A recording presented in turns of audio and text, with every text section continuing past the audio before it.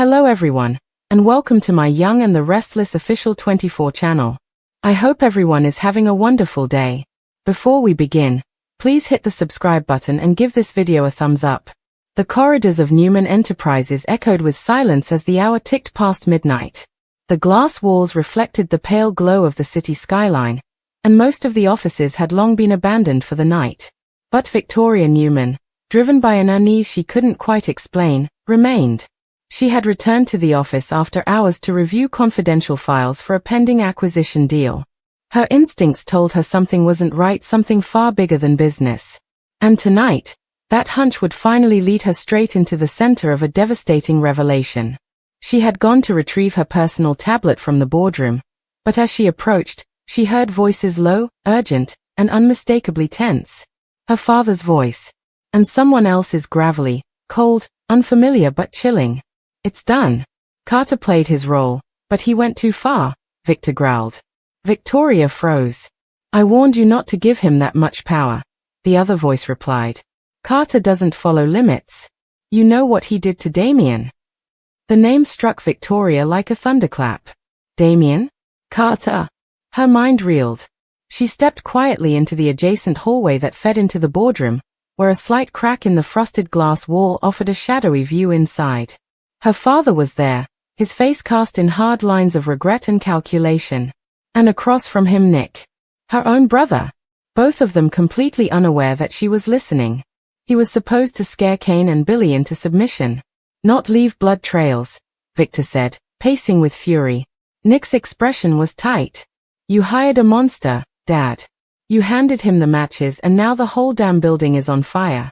And we're next." Victor glared. "I hired Carter to contain the mess. Kane and Billy were threatening everything. Their blackmail would have destroyed this family. I had no choice." "Kane knew too much," Nick said in a low voice. "And now Carter's rogue. He's not taking orders anymore. He killed Damien to tie up loose ends, but I don't think he's done." Victoria's heart pounded so hard it felt like it would shatter her chest. Her father had hired Carter, the same Carter who had terrorized the city, left Damien dead, and was rumored to have been the hand behind multiple accidents. She had suspected Carter was linked to the Newman family mess, but this? Her father had set the entire firestorm into motion. Suddenly, she heard a chilling line that made her skin crawl. "He said you're next," Nick said darkly. Victor blinked. "What?" "Carter sent a message through one of his old contacts. Said the man who hired him will be the next to fall. He's tying off every connection. You're the last." Victor's face paled for a moment, his mask slipping just enough for Victoria to see fear for the first time. "He won't get near me," Victor said, trying to summon bravado. "I built this empire with fire and iron. I'll bury him before he touches a hair on my head." "Dad, listen to yourself," Nick snapped. "This isn't a boardroom battle. Carter doesn't play by those rules. He's a ghost with a vendetta. And he's watching." Victoria felt her breath tighten. Everything suddenly made a horrible kind of sense. The mysterious deaths. The disappearances. The threats against Kane. Damien's cryptic warnings before his demise. The way Victor had gone silent about Carter when she'd asked. She took a step back, heart hammering, mind racing. She needed to process this. But just then, her heel clicked on the marble tile just once and the noise, small as it was, made Victor whip his head toward the hallway. "Did you hear that?" he asked, voice low and sharp. Victoria ducked behind a column. Nick went to the door, peeked into the hallway. "Probably the cleaning crew," he murmured. "Let's wrap this up before someone does hear." As the voices faded and the room emptied, Victoria remained in hiding for another full minute. Then she rose, eyes blazing, and made her way to her office. The next morning, the Newmans were gathered at Society for an emergency brunch Victor had ordered, his signature move when trying to get ahead of a storm. Victoria arrived last, quiet and composed but seething beneath the surface. Her father's eyes narrowed as he studied her. "We have a situation," he said, cutting to the chase. "There's chatter that Carter is back in town. I've already reached out to security." Victoria didn't respond. She stared at her father, searching his eyes for even a hint of guilt. "Nothing."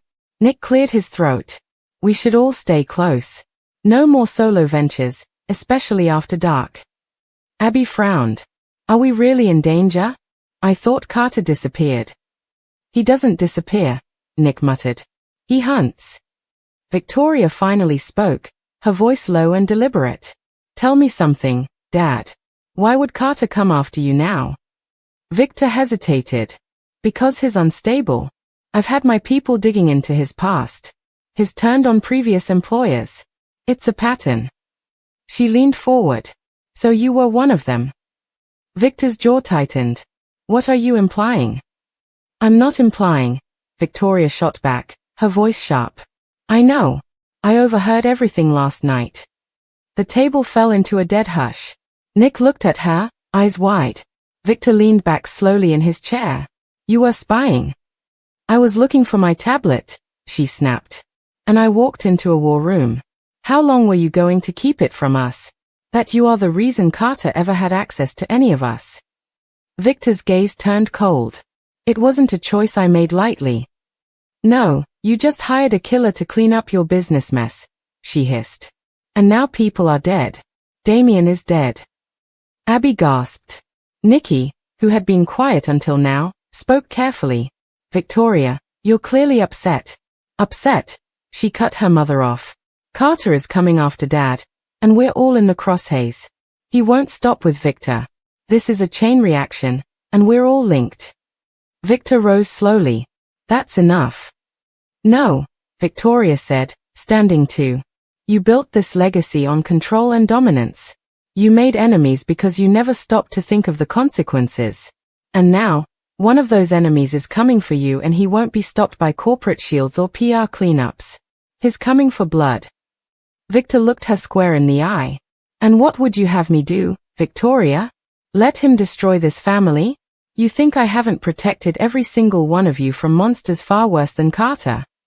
But you created this monster, she shouted. The restaurant fell quiet. Nearby diners stared. Nick stood between them. We need to leave. Now. Back at the ranch, Victoria poured herself a drink, hands trembling. Every memory of Carter's attacks, every time she'd comforted Lily, watched Billy spiral, grieved Damien suddenly all tangled with the image of her father behind it all. It was betrayal wrapped in justification. Her phone buzzed. A text from an anonymous number. You finally know. Now do something before his next. Her blood ran cold. Someone was watching. Carter? She ran to her laptop, traced the number burner. Untraceable. Moments later, her security system pinged. A figure had been seen outside the gate unidentified, face covered. The guards couldn't apprehend him. He vanished. Just like that. She called Nick. We're being watched, she said. Nick sighed. I know. Another message just arrived at Dad's office. A chess piece. King. Bloodstained. Victoria closed her eyes. He's sending a message. Nick's voice dropped. Dad's not the next to die, Victoria. Here's the final move. Carter's endgame. Later that night, Victoria confronted Victor one last time. In his private study, alone. You have to tell the truth, she said. To the police. To the board. To the public. Own it before Carter forces it out. Victor stared at the fire in the hearth, saying nothing. You always said you'd protect us, she added. Then do it. Because he's coming. And if he doesn't kill you, your silence will. Victor turned slowly, face shadowed. He's watching me already. I can feel it. The end is near. Victoria stepped closer. Then make your final act count. Suddenly, the lights flickered. Outside, a shadow moved across the lawn. A red laser dot hovered across Victor's shoulder for one chilling moment, then vanished. Carter wasn't bluffing. And Victoria knew the next chapter would either be justice, or another coffin. The laser dot disappeared as suddenly as it had appeared, but its message was loud and clear. Carter was near, watching, calculating, waiting for the exact moment to strike. The flickering lights returned to normal, and the Newman ranch settled back into its usual quiet, but Victoria and Victor both knew that normalcy was gone. Their very foundation had been cracked, the illusion of power shattered. Carter was no longer a rumor in the dark. He had declared war. Security needs to be doubled, Victor said calmly, as if it was a boardroom strategy meeting. Seal every access point. I want guards at every door. Victoria didn't even blink. You think walls are going to stop him? He was inside Newman Towers last month. You said it yourself, he moves like a ghost. Victor poured himself a drink, but his hand trembled slightly. Carter has weaknesses. I know men like him. They are driven by ego. Fear. We can use that. You created that ego, Victoria snapped. He thinks he's untouchable because you made him feel that way. Victor turned sharply, his eyes blazing. And I will undo it. But Victoria wasn't convinced. This wasn't just about Victor anymore. Carter's list was growing. She could see it. Kane, Billy, Damien, and now, Victor. But who else? Who was next in the line of fallout from Victor's secret? Nick and Adam had both been involved in recent cover-ups. Abby had known about the Kane investigation. Even Nate had started asking the wrong questions. The family web was tangled in too many threads of guilt, and Carter like a spider was crawling closer to the center. Across town, Kane Ashby sat in a dark motel room on the outskirts of Genoa City.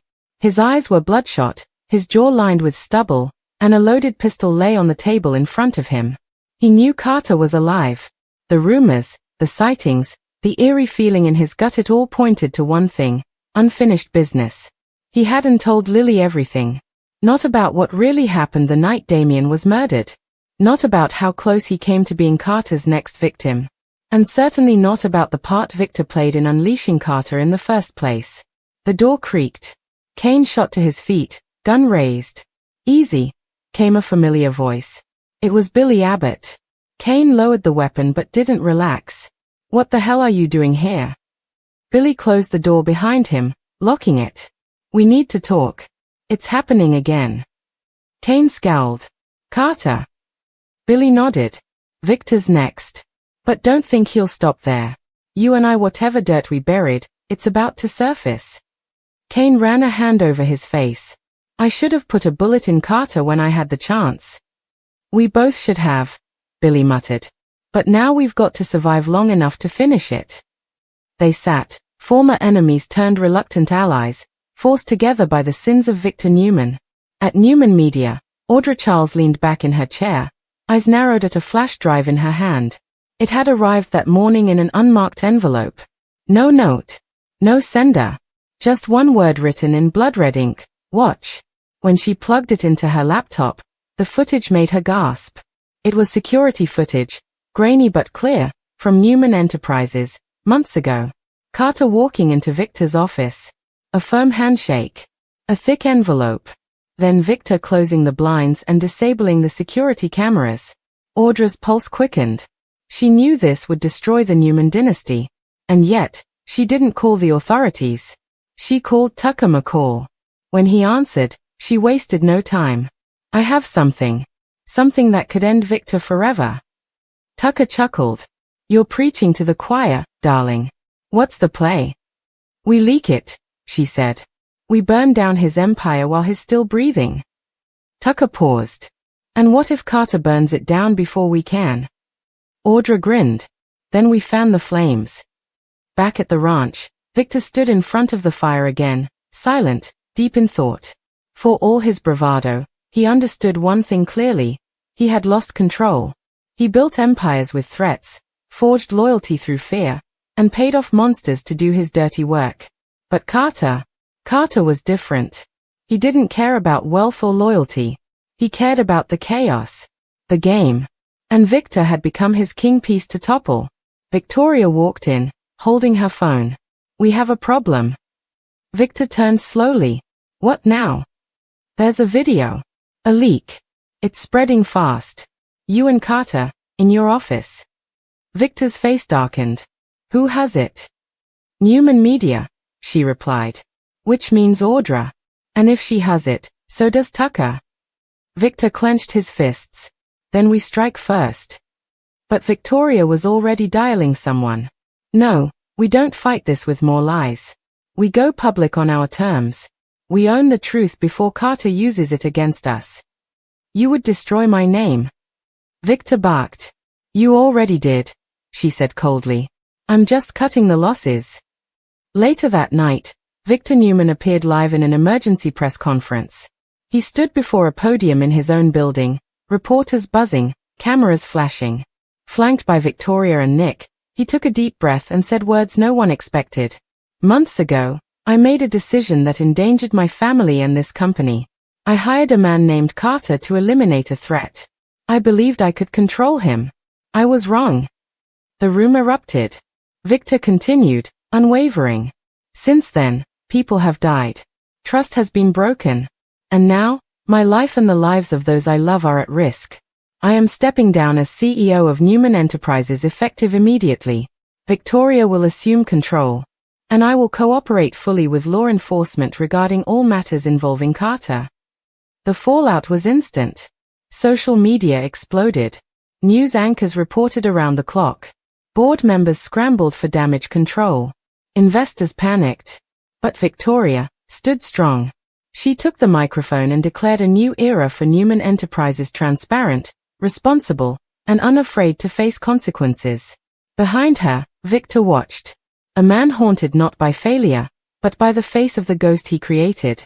But Carter wasn't impressed. He sat in an abandoned building on the edge of the city, watching the press conference from a cracked laptop, a smirk curling across his lips. "That's your move, Victor," he whispered to the screen. "A confession? A legacy handoff?" He shut the laptop. "You still don't get it. This was never about the company. This was about you. And I'm not done." He walked over to a table where photos were spread: Kane, Billy, Nick, Victoria, even Lily. Then his eyes locked onto one photo. Christian Newman, Nick's young son. "Maybe it's time," he said softly, "to remind them all how deep this goes." At Crimson Lights, Nick met with Sharon, desperate to find clarity. "He confessed," he said, "to everything. But it won't stop Carter." Sharon sipped her coffee, calm but concerned. "It might not stop him. But it takes away his leverage. Carter thrives in the shadows. Dragging this into the light, it weakens him." Nick sighed. "But not enough. He's planning something worse. I can feel it." Sharon nodded. "Then don't wait for him to strike. Go to the police. Get ahead." Nick leaned closer. "What if the cops are compromised? What if Carter has someone on the inside?" Sharon hesitated. "Then we find someone who's not." That night, Victoria found herself alone in the ranch study again. She walked to the window, looking out at the moonlit lawn, half expecting the red laser to return. Instead, she found something far more terrifying. A note taped to the window from the outside. She opened it with shaking hands. "You bought your father time. But time runs out. Tick. Tack." Inside the envelope was a chess piece. This time the queen. Victoria dropped it as if it were on fire. Carter was done playing with the king. Now he was coming for her. Elsewhere, Billy and Kane began their own mission. They knew Carter's methods. He left breadcrumbs for the smart ones: challenges, tests, games. If they wanted to stop him, they had to think like him. "Every move he's made has been tied to Victor's mistakes," Billy said. "But if he's shifting targets, it means he's escalating. He wants pain, not just revenge." Kane nodded grimly. "We go to where it started. Damien's cabin. That's where Carter first struck. There might be something we missed." Billy agreed, and they set off that night. At the cabin, they found dust, shattered glass, and the lingering echo of death. But in the basement, hidden beneath the floorboards, Kane discovered something chilling. A journal. Damien's. Filled with notes about Carter, his behavior, his goals, even names. One entry stood out. "Carter doesn't want Victor dead. He wants him broken. He's saving the worst for last. And he knows, the one person Victor can't survive losing, is Victoria." Billy paled. "We've got to warn her." But outside the cabin, the car tires had been slashed. They were trapped. And Carter had just made his next move.